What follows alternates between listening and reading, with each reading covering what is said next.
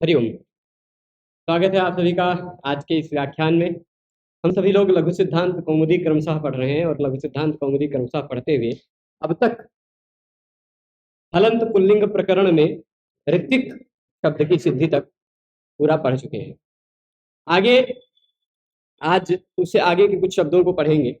कल हमने देखा था कि कृदतिंग एक सूत्र पढ़ा था। कृदतिंग यह कहता है, यह आप इस सूत्र का क्रम देखेंगे। सूत्र कहाँ का है? तीसरे अध्याय के प्रथम पाद का 93 नंबर का सूत्र है। और इससे दो सूत्र पहले अष्टाध्यायी में सूत्र मिलेगा आपको धातु।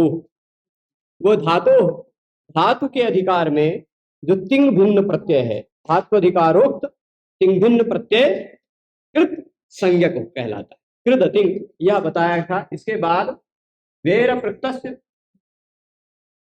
प्रत्यय सूत्र का भी तात्पर्य आपने समझा था कि वी, देखिए बहुत सारे प्रत्यय हैं। विच प्रत्यय है, विट प्रत्यय है, फिर उसके बाद किन प्रत्यय है, क्विक प्रत्यय है। ऐसे प्रत्यय जिसमें बचता है वी, उस वी का अपृक्त यानी वह बचा हो तो उस वह का लोप होता है। ये वेर प्रत्यय सूत्र ने कहा था। फिर क्विन प्रत्यय से कुह सूत्र हमने पढ़ा था कि क्विन प्रत्ययांत शब्द जो है वह शब्द पद के अंत में आते हैं। क्विन प्रत्ययांत शब्द पद के अंत में आते हो तो उनके अंतिम वर्ण के स्थान पर कु हो जाता है। कु हो जाता है यानी कवर्ग हो जाएगा, ये भी जाना था। फिर अस्यास सिद्धत्वात् जो पूर्ति उत्तम। ठीक है। अब फिर हाँ, एक चीज और थी। यह एक बात, क्विन प्रत्यय से कुह, यह जो है ना कवर्गांत आदेश करता है, तो क्विन प्रत्यय से कुह जो कर रहा है वह क्विन प्रत्ययांत शब्द को कु कर देता है। कल मैंने यहाँ क्विन प्रत्यय से कु से ही कु कर दिया था, पर यहाँ एक बात ये करे, अस्य असिद्धत्वात्। क्रम देखेंगे 8वें अध्याय के दूसरे पाद का 62 नंबर सूत्र है। और चोह कुह आप देखेंगे सूत्र कहाँ पर है? अष्टम अध्याय के 8-2-30। चोह कुह 8-2-30 है, यह 8-2-62। ठीक। इस सूत्र के द्वारा आप ऋत्विज शब्द के ज के स्थान पर यदि कुत्व करेंगे, ग करेंगे, तो भी वह चोह कुह की दृष्टि में असिद्ध ही रहेगा। चोह कुह की दृष्टि में असिद्ध ही रहेगा, इसलिए चोह कुह से कुत्व करना है। ऋत्विक जो कल बताया था, इससे वह आप इसको सुधार लीजिएगा चोह कुह से। अच्छा, एक प्रसंग और छूट गया था बताते बताते, वह भी आपको क्रम देख लीजिएगा। क्रमशः क्रम देखने पे ज्यादा अच्छे से समझ में आएगा। एक प्रश्न उठा था काफी लोगों के मन में अर्वन शब्द की सिद्धि में। जब हमने अर्वन और इस स्थिति में अर्वणस त्रसावनयम इस सूत्र से न के स्थान पर त्रि कर दिया था, न के स्थान पर त्रि कर दिया था। रि होने के कारण, रि की संज्ञा होने के कारण यह उगित हो गया था। और उगिदचाम सर्वनाम स्थाने था, तो उसे नुन का आगत करके न बचा लिया था, तो यह अर्वन बन गया था अर्वंत। ठीक, जोड़ने पर बना दिया था अर्वंतो। यहां सीधे बन जाएगा ऐसे, लेकिन अभी इसमें कुछ चीजें और बची रह गई, थी। वह जो बची हुई है प्रक्रिया, उसको समझने के लिए आपको 3-4 सूत्रों का नंबर देखना है। यहां अर्वंतों में जो न दिखाई पड़ रहा है वह अपदांत है। कैसा है?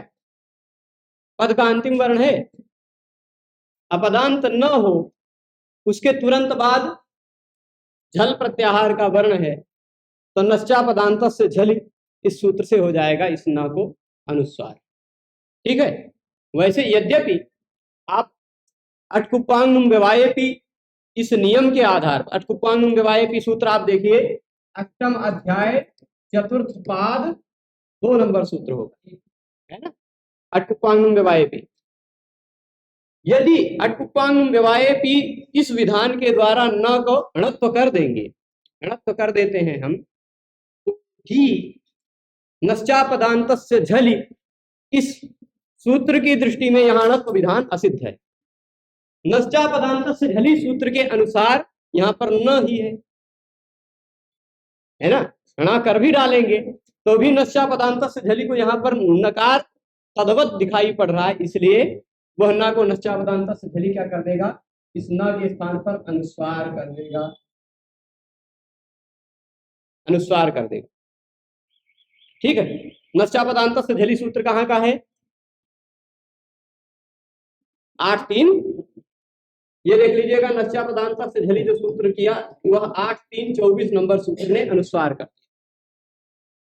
अब यह अनुस्वार है ऐसा इस सूत्र को पता है, अटकुप्वांग नुम व्यवायेपि इस सूत्र की दृष्टि में यहां पर अनुस्वार आ गया है, अटकुप्वांग नुम व्यवायेपि सूत्र की दृष्टि में अनुस्वार आ गया है, तो वह नहीं प्रवृत्त होगा। और अब अनुस्वार से यही परसवर्ण से परसवर्ण कर देंगे, वह परसवर्ण करने वाला सूत्र 8-4-50 के आसपास मिलेगा। देख लीजिए कहां पर है, 58, 8-4-58 है ना, ये नंबर आप उसका ध्यान रखिएगा। अब परसवर्ण करके जो न आ गया है पुनः इस अनुस्वार के जगह पे जो न आ गया है वह न बहुत सारी दृष्टि में असिद्ध है, सबकी दृष्टि में असिद्ध है न आना, तो उस न को अवणा नहीं हो पाएगा। इस सूत्र की दृष्टि में तो असिद्ध है, अटकुप्वांग विवायपी की दृष्टि में तो यहाँ न है ही नहीं। ठीक है, असिद्ध होने के कारण अकंतो कर्मता इत्यादि में न गुणा नहीं हो पाया था, परंतु यदि यही अनर्वन शब्द होता, अनर्वन और अव होता,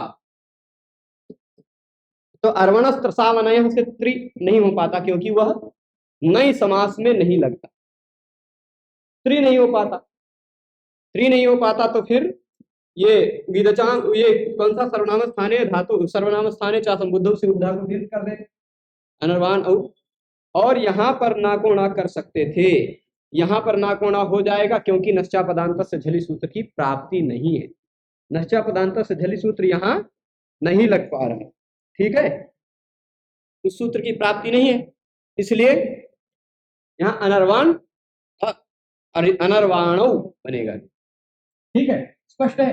अब जो हम बता रहे थे, जो शब्द कल पढ़ रहे थे, ऋत्विज को ऋत्विक बनाएंगे, ऋत्विक और ऋत्विक वो चोह कुह से बनाइएगा। कल जो बताया गया था किन प्रत्यय से कुह, वह नंबर देखे बिना, नंबर का ध्यान दिए बिना देख लिया गया था ना। किन प्रत्यय से कुह 62 नंबर है, उससे पहले चोह कुह वह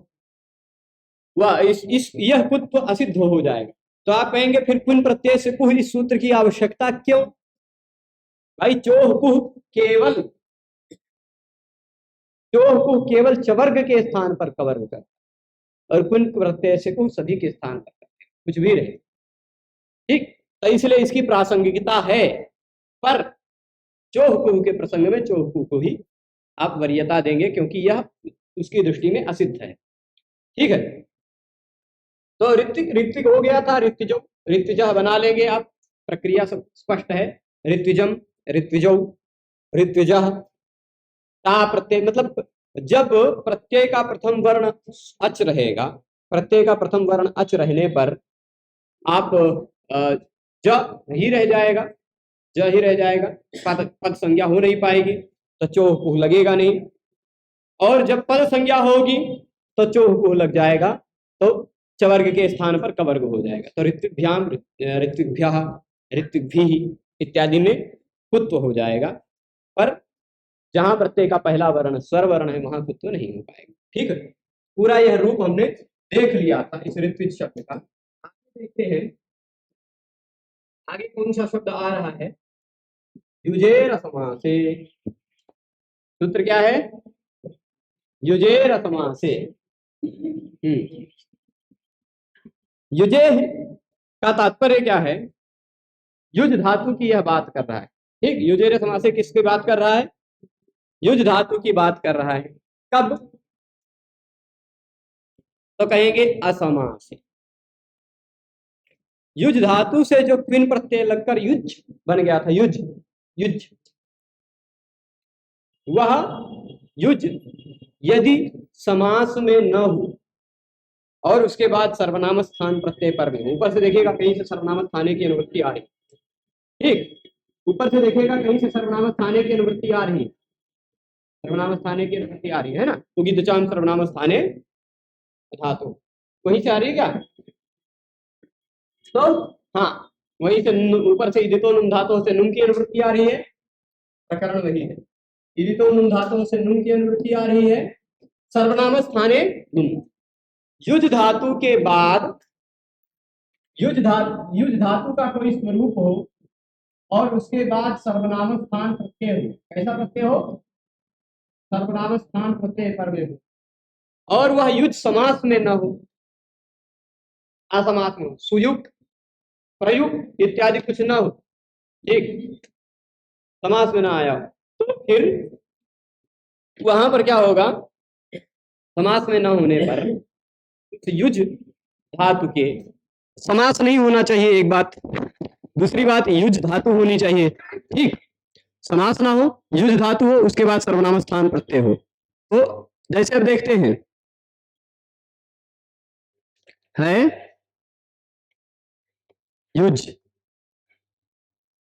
है युज, ठीक, और क्विन प्रत्ययांत बना हुआ है, यह क्विन प्रत्यय लगकर बना हुआ, वहां ऊपर क्विन प्रत्ययांत में लिस्ट में था।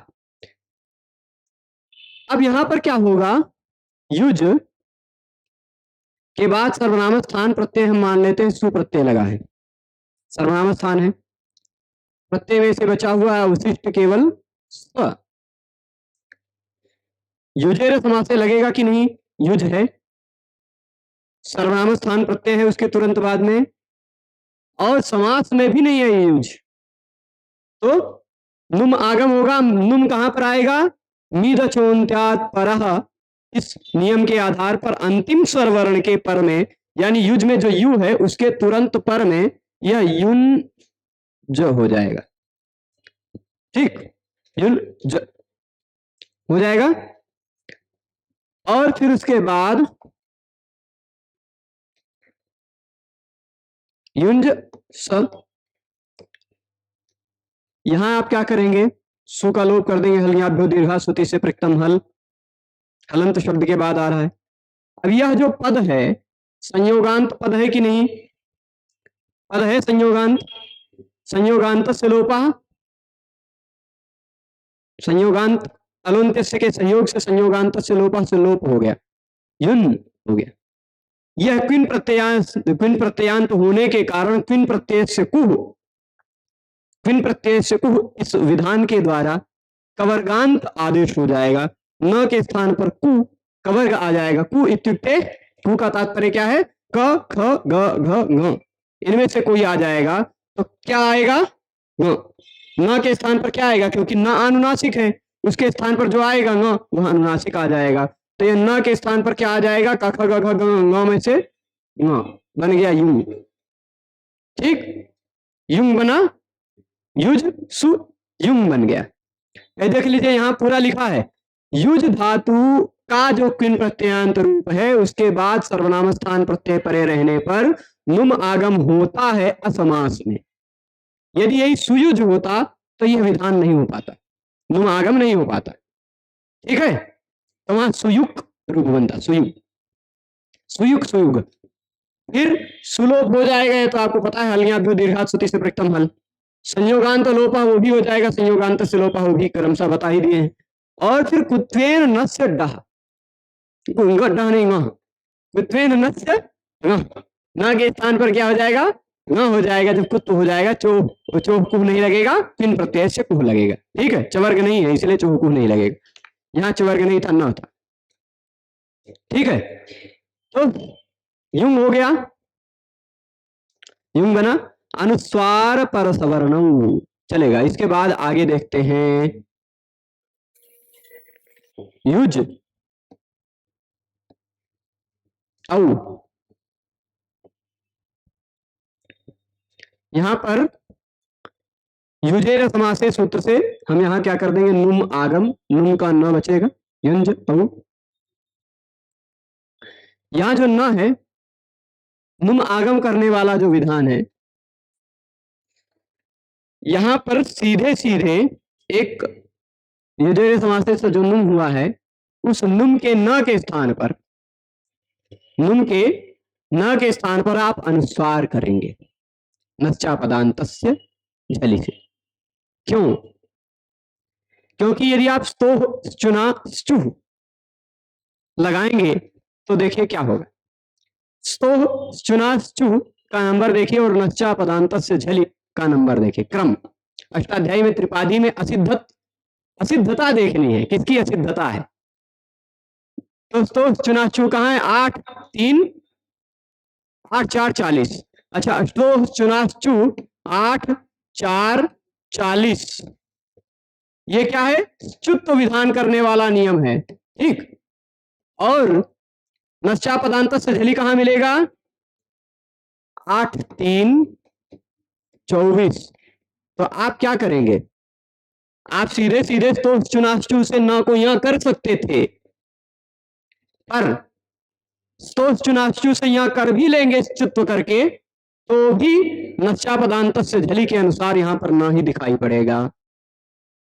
नश्चापदान्तस्य झलि को तो चुनाचु सूत्र का कार्य पता ही नहीं चलेगा, तो वह उसको न मानता हुआ अनुस्वार कर देगा, तुरंत बाद में झल है, झपघटध झपघटध खपझटध चटध, उसमें ज दिखाई पड़ जाता है, अनुस्वार हो जाएगा। अनुस्वारस्य यही परसवर्ण से अपर परसवर्ण कर देंगे तो यूं ही ये च्युत संधि नहीं है यहाँ पर, इसलिए यहाँ इन्होंने लिखा अनुस्वार परसवर्ण, अनुस्वार होगा और फिर परसवर्ण, ठीक। च्युत विधानम न, च्युत विधान यहाँ नहीं है। अनुस्वार परसवर्ण हो गया युंजो। इसी तरह आप जस प्रत्यय लगाएंगे, जस में चुटू से जवर ज की संज्ञा करेंगे, युंज अस युज अस युन ज अस, अनुस्वार करके प्रसवर्ण करेंगे तो युंज अस युंजस युंजा, ठीक है। तो युंजो युंजा इत्यादि बन जाएगा।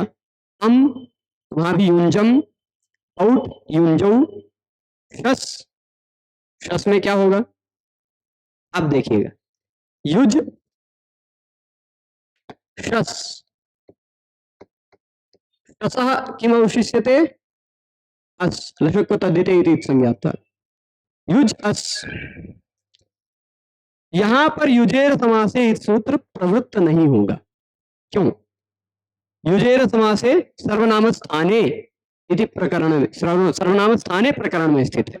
उगितचाम सर्वनाम स्थाने धातु, इस सूत्र से सर्वनाम स्थाने की अनुवृत्ति आ रही है, तो यह प्रत्यय सर्वनाम स्थान नहीं है, इसलिए युजेर समासे सूत्र की यहाँ प्रवृत्ति नहीं होगी, नुम आगम नहीं होगा।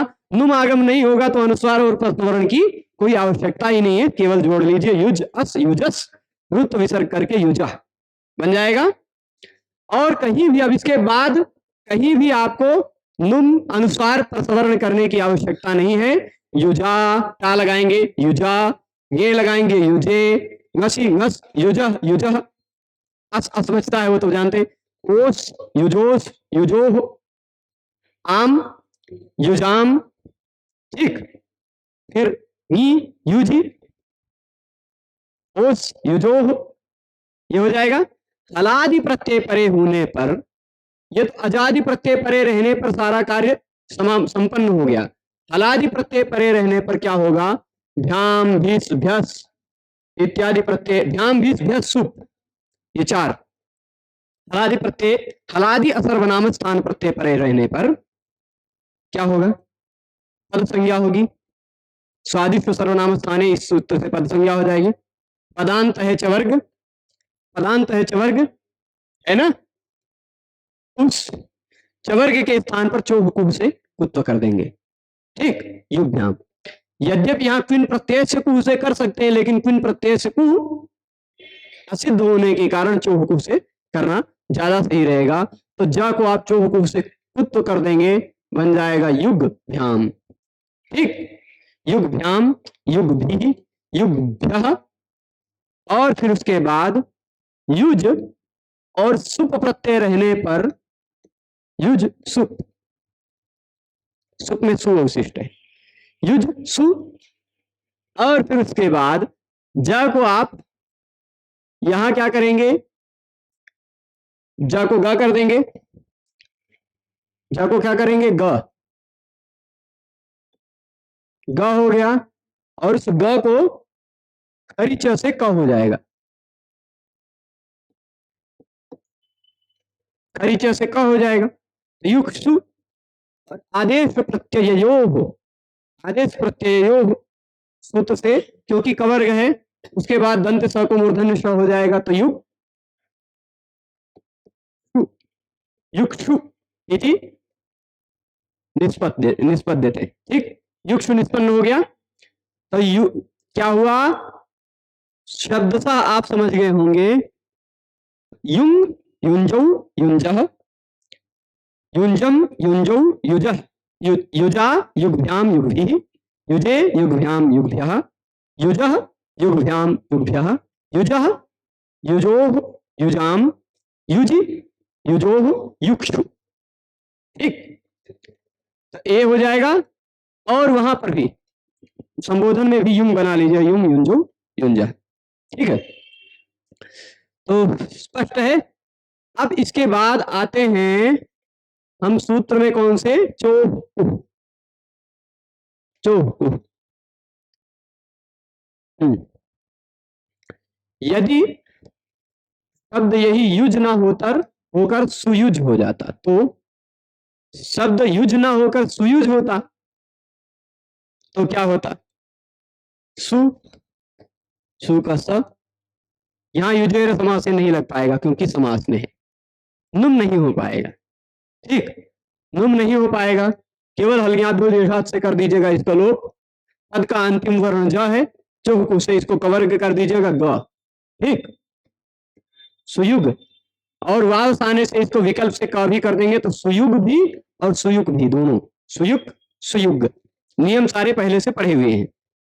ठीक है, तो फिर सुयुज औ सुयुजौ, युजेर समास से लगेगा नहीं क्योंकि समास में है, सुयुजः सुयुजम सुयुजौ सुयुजः सुयुजा सुयुग्भ्याम, यहाँ खाली ज को ग कर देना, सुयुग्भ्याम सुयुग्भिः, सुयुजे सुयुग्भ्याम सुयुग्भ्यः, सुयुजः सुयुग्भ्याम सुयुग्भ्यः, सुयुजः सुयुजोः सुयुजाम, सुयुजि सुयुजोः सुयुक्षु। ठीक है, वहां केवल सुप प्रत्यय परे रहने पर चो से पहले आप उत्प करिएगा ग, और फिर उसको खरी च से क कर दीजिएगा। ठीक है, तो सुयुक्षु आदेश प्रत्ययों से मूर्धन्य भी कर देना है।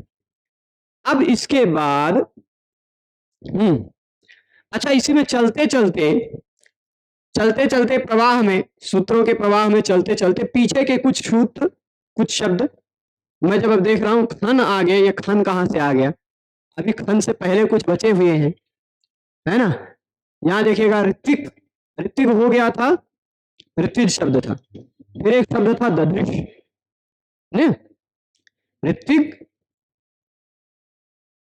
ऋत्विक ददृक श्रग दिक उष्णिग, उष्णिग, ये इतने सारे थे ना, तो इसमें एक ददृश शब्द है, उसका रूप बनाए हैं कि नहीं बनाए हैं, नहीं बनाए हैं ना अभी तक, हाँ यहीं पर समाप्त हो गया था, तो ऋत्विज हो ही गया था।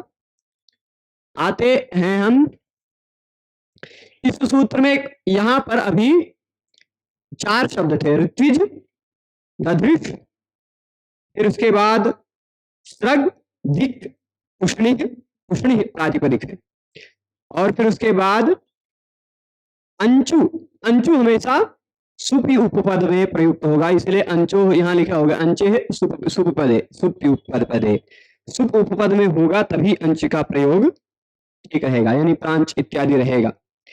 सबका एक एक उदाहरण देख लेते हैं जिससे यह सूत्र का कुछ अंश छूटे न, है ना।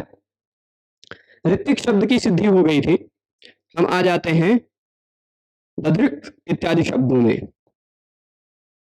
यहाँ किसी सूत्र में इन्होंने दिया है कि नहीं दिया है, ददृक इत्यादि आगे कहीं मैं यही देख रहा हूँ अलंत पुल्लिंग प्रकरण में, क्योंकि इससे पहले अलंत पुल्लिंग प्रकरण कभी पढ़ाया नहीं हो सकता है आगे फिर से आए किसी सूत्र में, तो आगे है, आगे आएगा क्योंकि मुझे प्रांच दिखाई पड़ा है, तो अभी चलते हैं, आएगा। ठीक है, इसको जो आगे प्रकरण बस आएगा, अभी ददृश देख लीजिए, इसमें जो सूत्र है ना ददृश, ये सृज को देखा जा सकता है, जकारांत होने के कारण ये इसके साथ देखा जा सकता है, पर ददृश और दिश, उष्णी, ये सब अलग अलग अंत वाले हैं, इसलिए उनको अलग अलग प्रसंग पर बताया है। केवल उष्णी पहले जा चुका है हकारांत होने के कारण, है ना, उष्णी पहले जा चुका है। और स्रज, स्रज जकारांत होने के कारण इसको ऋत्विज की तरह ही वह देख लेंगे, ऋत्विक, ऋत्विक तो स्रग, स्रग, ऋत्विजौ स्रजौ, ऋत्विजः स्रजः, ऋत्विज शब्द की ही तरह पूरा स्रज शब्द का ही प्रयोग होगा। और फिर उसके बाद दिक, ये इसमें थोड़ा सा देखिएगा, दिक शब्द जो है ना, दिश मूलतः दिश है, अभी इसमें थोड़ा शत्व इत्यादि विधान भी होगा, तो यहाँ इसको यही रहने देते हैं। इसके आगे के जो हैं, आगे के प्रसंग को भी देखते चलते हैं। ये खन कहाँ से आए हैं, है ना, खन 5 नंबर दिया हुआ है, देखते हैं 5 नंबर। खंजा, खन शब्द का अर्थ होता है खंजा, खंजा मतलब एक पैर से, एक पैर से बेचारा, है ना, एक पैर से बेचारा असमर्थ है, उसको खंज कहते हैं। ठीक है, तो अब यहाँ खन शब्द को देखते हैं, खन, खंजो, खंजा, इस शब्द को खंज शब्द है, मूलतः खंज शब्द है, तो प्रत्यय लगाएंगे खंज स। यहाँ पर प्रक्रिया क्या होगी आप जानते हैं, सबसे पहले हल्ङ्याभ्यो दीर्घात् श्रुतिस्य प्रक्तम हल समाप्त हो जाएगा। पदांत होने के कारण संयोगांत भी है, पदांत है, इसलिए संयोगांत से लोपः हो जाएगा, खन केवल बचा।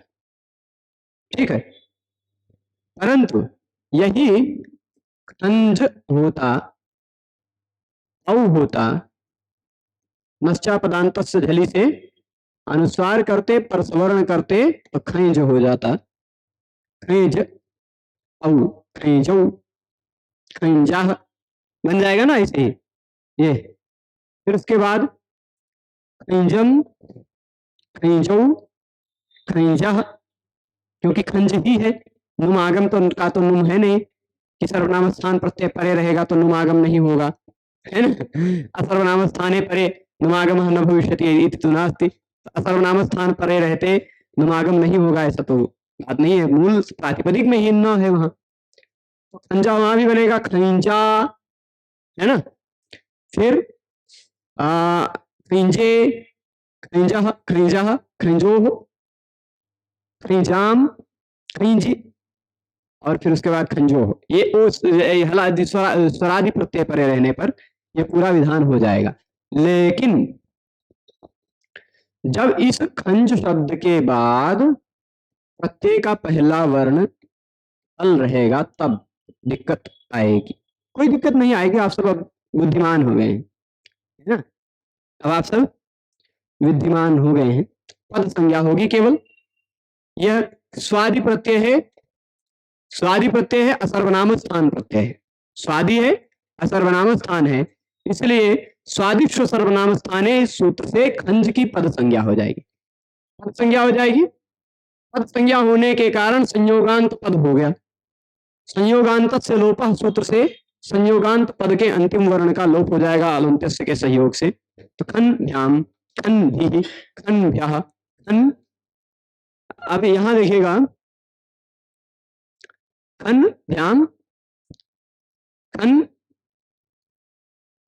यहां देखिएगा ना को अनुस्वार क्यों नहीं होगा, प्रश्न उठेगा, ना को अनुस्वार क्यों नहीं होगा, क्योंकि ना पदांत है, पदांत है ना, पद का अंतिम वर्ण होने के कारण। अब भाई इस भ्याम प्रत्यय से पूर्व जो है उसकी भी तो पद संज्ञा ही है, स्वादिष्ट सर्वनाम स्थाने से पद संज्ञा होने के कारण न पदांत है, तो नच्चा पदांत से नहीं लग पाएगा, वह अपदांत न को ही अनुस्वार कर पाता है, खन वैसा ही वैसा रह जाएगा, खन भ्याम, नहीं तो अनुस्वार करते अगर अपदांत होता तो अनुस्वार कर लेते और अनुस्वार से प्रसवर्ण से प्रसवर्ण कर लेते तो खम भ्याम हो जाता, म हो जाता है ना, भ्याम प्रत्यय के कारण। पर नहीं होगा क्योंकि पदांत है। खन भ्याम खन भी खन भ्या, और फिर उसके बाद खन सु, खन सु। यहां क्या होगा, एक चीज और पढ़ा होगा आपने, पढ़ा है, हम बता रहे हैं। नश्च, नश्च सूत्र पढ़ा होगा, है ना। खंज सु, खंज सु, केवल जा को संयोगांत सुलोपा सुलोप कर दीजिएगा। सूत्र आपने नश्च पढ़ा होगा, नहीं नश्च लगता है क्या, जहां सिद्धुट के बाद है नश्च, हाँ नश्च। वो कहता है नकारांत शब्द के बाद स हो, प्रत्यय स हो तो धुट आगम हो जाया करता है। स को धुट का आगम होगा, धुट में से ध बचेगा। खरीचा से विकल्प से होगा, यह खरीचा से ही सत्ता को कर देंगे। संसु, खंसु, खंसु, ता वाला भी और बिना ता वाला दो रूप बनेगा ये, ठीक है। इतनी बात स्पष्ट है। तो हे, ये फिर पूरी बात ये हे खन, हे खंजो, हे खंजा, पूरा यहाँ संबोधन में भी कोई अंतर नहीं है। अब इसके बाद बड़ा सा सूत्र आ रहा है, भ्रश्च भ्रज सृज मृज यज राज झराज छशाम सह। भ्रश्च भ्रश्च सृज मृज यज राज भ्राज छशाम सह। यह कुछ शब्दों की लिस्ट दे रहे हैं, ठीक है। इसमें से अभी केवल राज शब्द की सिद्धि कर रहे हैं, जो इस सूत्र की लिस्ट में यहां राज दिखाई पड़ रहा है ना, इस सूत्र में उसी की सिद्धि कर रहे हैं। पर सूत्र का पूरा तात्पर्य पहले समझना जरूरी होता है ना। तो व्रश्च व्रज सृज मृज यज राज भ्राज क्षसाम सह। व्रश्च एक ओव्रश्चु छेदने, ओव्रश्चु छेदने की धातु खलु, एक धातु है ओव्रश्चु, उसमें व्रश्च बचता है। भ्रश्ज, भ्रश्चो, भ्रश्चो ओदित धातु है, और सृज धातु, व्रश्च लोप के बाद जो बच रहा है वही बता रहे हैं। व्रश्च धातु, भ्रश्च धातु, सृज धातु, मृज धातु, यज धातु, राज धातु और भ्राज धातु, ठीक। इतने धातुओं का, इतने धातुओं का कोई पद की स्थिति वाला रूप हो, ठीक, ये इतने सारे शब्द होने चाहिए। और छसाम, यहां जो छसाम दिखाई पड़ रहा है वो क्या है, आपको दिखाई पड़ रहा होगा छ और श। जिस शब्द के अंत में छ आता हो या जिस शब्द के अंत में श आता हो, ठीक। जैसे जिस शब्द के अंत में छ आता हो या जिस शब्द के अंत में श आता हो, ऐसे शब्द। पहले कुछ शब्दों की लिस्ट दी, व्रश्च, भ्रश्च, सृज, मृज, यज, राज, भ्राज, इतने शब्द की लिस्ट दी। और फिर उसके बाद शाम का मतलब चकारांत और शकारांत शब्द। इन सभी शब्दों के अंतिम वर्ण के स्थान पर श, मूर्धन्य श हो जाता है, ठीक। कब हो जाता है, सूत्र से तो आपको इतना अर्थ पता चला, पर आपको देखना है तो नश्चा पदांत से झली, इसी से ऊपर कहीं आ रहा होगा, वहां से अनुवृत्ति आ रही होगी झली की। अच्छा, झलो झली से आ रही, 26 नंबर से ना, झलो झली से आ रही है, चलिए ठीक है। और अंत्य की अनुवृत्ति कहां से आ रही है, 29 नंबर से, स्को संयोगाद्यो अंत्य च, ठीक, स्को संयोगाद्यो अंत्य च। और फिर उसके बाद इससे तुरंत पहले 32 नंबर सूत्र जो था, 32 नंबर सूत्र, वह दादेर धातोर घ, ठीक, दादेर धातुर घ, वहां से धातु की अनुवृत्ति आ रही है, ठीक। तो ये इतने धातु हो इतने, कैसे? वृश्च, वृश्च, सृज, मृज, यज, राज, राज, छ और श। छ और श का मतलब जिसके अंत में छ आता हो, प्रच्छ धातु है ना? प्रच्छ धातु है जिसके अंत में छ आ रहा है। श जिसके अंत में आता हो ऐसी धातु, श जिसके अंत में आती हो ऐसा भी धातु, अभी उदाहरण देखेंगे। तो इन सभी धातुओं के अंतिम वर्ण के स्थान पर श हो जाता है कब? यदि तुरंत बाद में झल दिखाई पड़ रहा हो या फिर पदांत हो तो। ठीक, दो ही परिस्थितियों में, तुरंत बाद में या तो झल प्रत्याहार का कोई वर्ण दिखाई पड़ रहा हो या तो ये सभी वर्ण अंतिम पदांत की स्थिति में आ रहे हो तब। ठीक, तो अब जैसे है सभी के उदाहरण, वृश्च, भ्रश्च, सृज, मृज, यज, राज, राज और श, इन सबके उदाहरण हैं। पर एक देखते हैं, वृश्च है, ये शब्द की स्थिति में आएगा नहीं, इसके बाद झलादि प्रत्यय हम देखते हैं। मान लीजिए तुमुन प्रत्यय लगा दिया, तुम, वृश्च, तुम, ठीक है।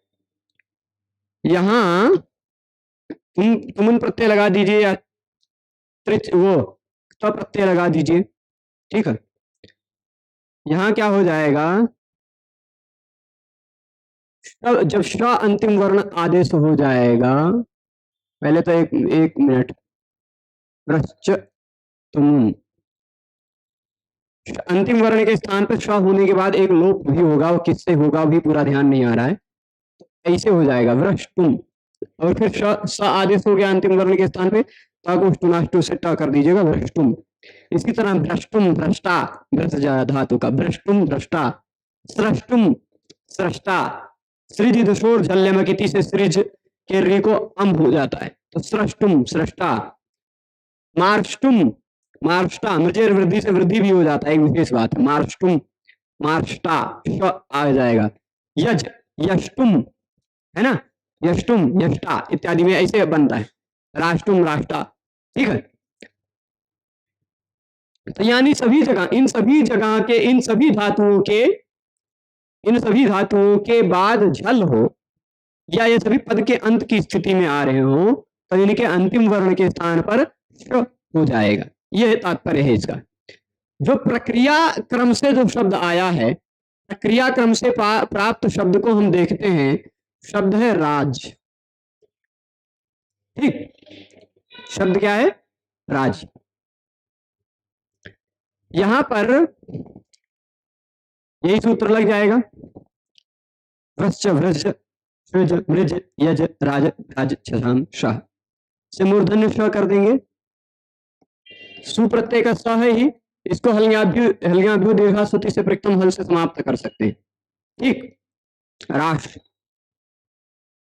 पद का अंतिम वर्ण श है जो कि झल है ना, पद का अंतिम वर्ण श है जो कि झल है, तो झलाम, जशोन्ते, झलाम लग जाएगा कि नहीं?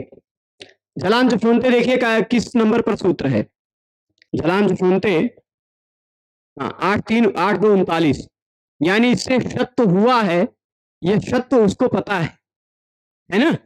तो झलाम जशोन्ते के दृष्टि में यहाँ श है, तो यह इसको जस्त कर देगा। जस्त मतलब ज, ब, ग, ड, द, इनमें से कोई अन्यतम, इन पांचों में से कोई एक इस श के स्थान पर आ जाएगा, है ना।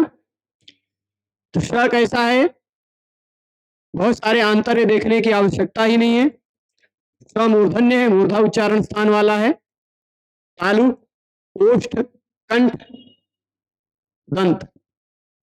श के स्थान पर स्थानकृत आंतर्य देखकर ही श के स्थान पर आप ड कर देंगे, झलाम जशोन्ते, राड हो गया। राज था, वृश्च, वृश्च, सृज, मृज, यज, इस सूत्र से आपने क्या कर दिया, श को पहले ड को, ज को श कर दिया, श को फिर झलाम जशोन्ते से ड कर दिया। अब पद का अंतिम वर्ण है यह ड, अभी भी झल है, अभी विशल है, इसके बाद अवसान है, तो वावसाने से शर्त विधान करने पर क भी हो जाएगा। विकल्प से ऐसा वावसाने से जब विकल्प से शर्त होकर तो राट भी रूप देवराट, है ना। वज्र उद्यम्य देवराट। ये देवराज उधर देवराट, ये हाँ सम्राट, है ना। तो ये ऐसे वो बनेगा, वो तो वहां स्पष्ट है। राज शब्द से राड राट, ये दो विराट, विराट विराट विराट, ऐसे बहुत सारे रूप बनेंगे। अब देखिए शब्द क्या है, राज। प्रत्यय का प्रथम वर्ण, प्रत्यय का प्रथम वर्ण यदि स्वर वर्ण है तो कुछ करना ही नहीं है। औ राज औ राजौ, राज अस राजः, है ना। राजः, राज अम राजम, राज औट राजौ, राजशस राज अस राजस राजः, राजा राजे, है ना। ऐसे तो बनाते जाएंगे तो सरल है। फिर राजो राजा राजा राजो राजाम, है ना। राज स्पष्ट है, राजो पहुंच जाएंगे। परंतु यदि प्रत्यय का पहला वर्ण हल है, ध्याम भिस भ्यस इत्यादि है, राज ध्याम, तो आप क्या करेंगे, अब संज्ञा हो जाएगी। प्रत्यय का प्रथम वर्ण यदि स्वर वर्ण है तो यचिभम से भ संज्ञा होगी, सर्वनाम स्थान प्रत्यय। और यदि प्रत्यय का प्रथम वर्ण हल है तो यचिभम की प्रवृत्ति नहीं होगी, अन्य कोई हल है तो फिर स्वादिष्ट सर्वनाम स्थान से पद संज्ञा हो जाएगी। पद संज्ञा होने के कारण यहाँ जो ज दिखाई पड़ रहा है आपको, उस ज को आप क्या कर देंगे, ये वृश्च वृश्च सृज मृज यज राज भ्राज शशाम स, ठीक है। और अंत पद का अंतिम वर्ण है ये, तो झलान जसोनते से ड भी कर देंगे, राड ध्यान, ठीक। यहाँ ड को ट नहीं हो पाएगा क्योंकि तुरंत बाद में अवसान नहीं है, या खर प्रत्याहार का वर्ण नहीं है, ठीक। खरीचा भी नहीं लग पाएगा, अवसाने भी नहीं लग पाएगा, तो राड ध्यान, राड भी, राड, ठीक।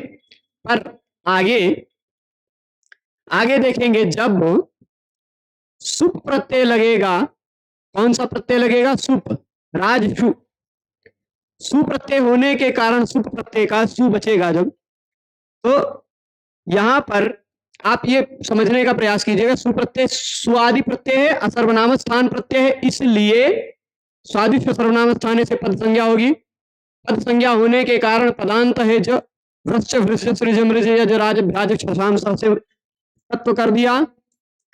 पद का अंतिम वर्ण झल होने के कारण झलान झुसोनते से जब आपने ड कर दिया, अच्छा झलान झुसोनते से जो आपने ड किया है, अब यहां आपको एक सूत्र याद आएगा, वह सूत्र आएगा डह सी धुट, डह सी धुट, डह सी, है ना। ड है तुरंत पर में स है तो धुट आगम हो जाएगा। धुट आगम क्या होगा, आद्यंतो टकितो, इस नियम से स पर हो रहा है आगम, इसलिए स से पहले धुट आ जाएगा, धुट का ध, ठीक। खरीच से आप उस ध को क्या कर देंगे, खरीच, खरीच नियम लगा के ध के जगह पे कर देंगे त, चर्प, है ना। तो राड सु, यहां फिर अब ये भी खर है, खब छठा था खर है ना, खरीच से इस ड को भी आप कर देंगे राट सु, ठीक है। और जब यह धुट आगम नहीं होगा क्योंकि धुट आगम विकल्प से है, तो राड सु, खरीच से केवल एक ही च हो जाएगा तो राट सु बन जाएगा, ठीक है। स्पष्ट है, राट सु, राट सु। तो राज शब्द के सभी शब्दों के रूप हो गए। इसी तरह राज शब्दवत, राज शब्दवत ही रूप चलेगा विभ्राट, है ना। जैसे राट, राट राजो राजा, वैसे विभ्राट, विभ्राजो, विभ्राज, है ना। राज तो है अंत में, क्या होगा ही। विभ्राट, विभ्राजो, विभ्राज, विभ्राजम, विभ्राजो, हाँ, विभ्राज, विभ्राजा, विभ्राज, विभ्राड्याम, विभ्राड्याम ड हो जाएगा। और विभ्राट भी, विभ्राजे, विभ्राड्याम, विभ्राड्भ्यः, विभ्राजः, विभ्राड्याम, विभ्राड्भ्यः, विभ्राजः, विभ्राजो, विभ्राजाम, विभ्राजी, विभ्राजो, विभ्राटसु, विभ्राटसु, डह से धुट वहां भी लगेगा। ठीक, पूरा इसी तरह ही। हे राज, यहाँ राज, इस राज में हे राज, हे राड, हे राट, ये दो रूप बनेगा संबोधन में भी। वैसे हे विभ्राट, हे विभ्राट, ये दो रूप संबोधन में भी।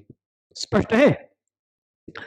तो अब देवेट, विश्वसृट, ये शब्द भी उसी तरह। देवेट, देवेट कैसे बना पता है? बहुत लंबी प्रक्रिया है देवेट में। पहले